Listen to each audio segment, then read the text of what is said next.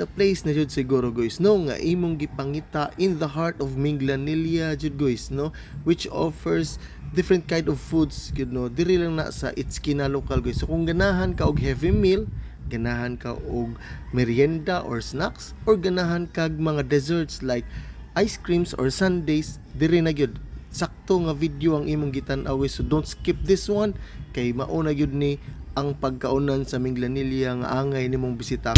Kung ganahan ka og mga egg sandwiches guys, mga Korean egg sandwiches or egg drop, mao na ni ang imong gipangita ang egg sandwich. So diri na himutang sa Itskina local guys. They offer large varieties of foods no, napod sila mga grahams ug napod sila burgers, steak meals. So makita nimo diha ang mga drinks nga pwede nimong ma-avail in partners na sa imuhang mga egg sandwiches.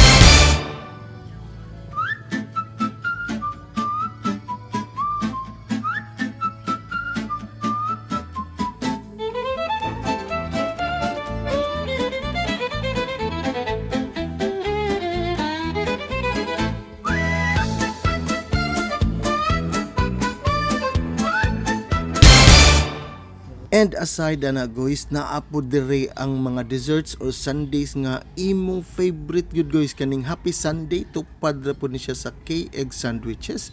So makapili ka dire different kinds of desserts or ice cream. Naapod sila nachos, loaded chicken and fries. So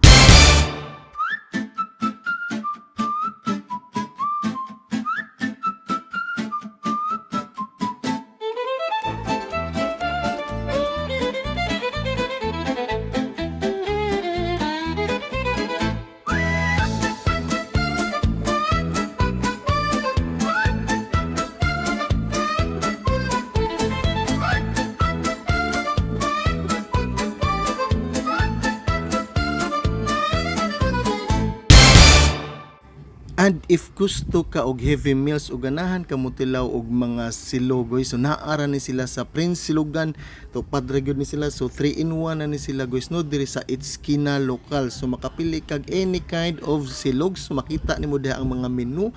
They also have batchoy, humba. So ikanay bahala mo pili guys kung unsay ganahan nimong kanon diri sa Prince Silogan.